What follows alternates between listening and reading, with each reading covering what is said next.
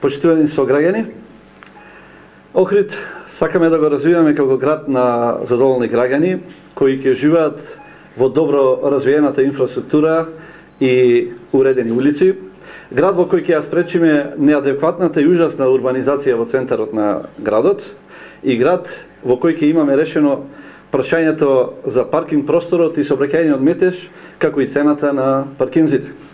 Тоа се нашите приоритети на кои ќе работиме веднаш со доаѓањето на првиот ден од преземањето на локалната самоуправа во Охрид.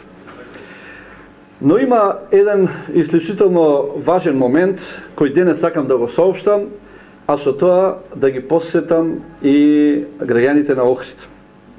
Имено, нашите сограѓани многу добро паметат дека локалната самоуправа, раководена од градоначалникот до заминување и преку мнозинството на Советот, раководено од СДСМ, изгласа неколку одлуки со кои без никакво логично објаснување ја подигнат цената на сметките на неколку комунални услуги за граѓаните на Охрид и тоа.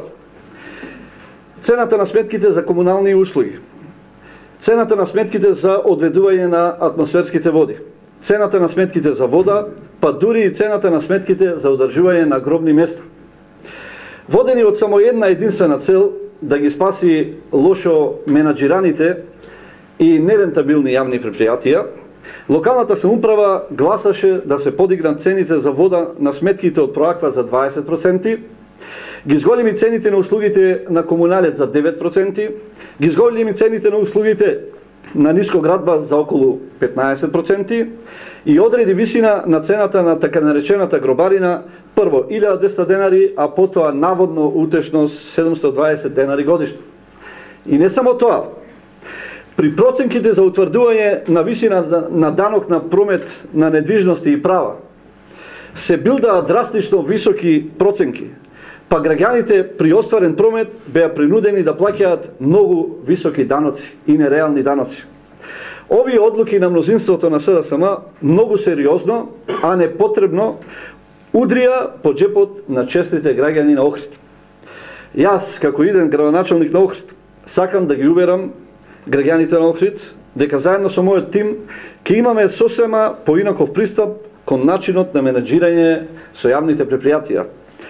Подобрувањето на квалитетот на услуги не може и не смее да се одразува по джебот на граѓаните.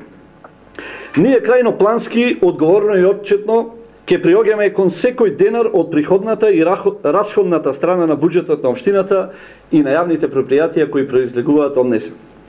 Нема да дозволиме со вашите пари да се прават непродуктивни трошења како досега и тоа секогаш да задира по вашиот джеб. Затоа јавно сакам да ветам пред граѓаните на Охрид дека на една од првите седници на Советот на општина Охрид, во која мнозинството сигурно ќе го имаат советниците од ВМРО ДПМН, ќе предложиме намалување на цените на комуналните и другите услуги за кои досега зборував и кои се под надлежност на локалната самоуправа. При тоа ќе го респектираме ставот кој досега го имаше советничката група на ВМРО ДПМН во Советот, дека давачката за одржување на гробни места ќе биде намалена од сегашните 720 на 200 денари годишно. Ќе ги ангажираме најкомпетентните кадри кои стручно и одговорно ќе ги изготвуваат проценките на имотот на реална основа, со што граѓаните на Охрид нема да бидат принудени да плаќаат зголемен данок на промет.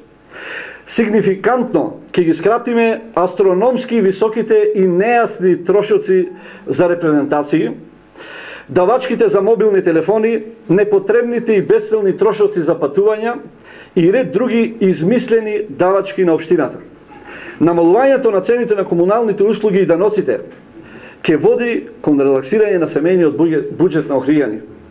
На 24 март победуваме заради Охрид, заради проектите, но и заради мерките кои ќе ги превземеме за подобро живење во градот. Ве уверувам дека ниту еден ден од мандатот нема да помине, а да не се донесат мерки и одлуки во интерес на Охрид и охријани.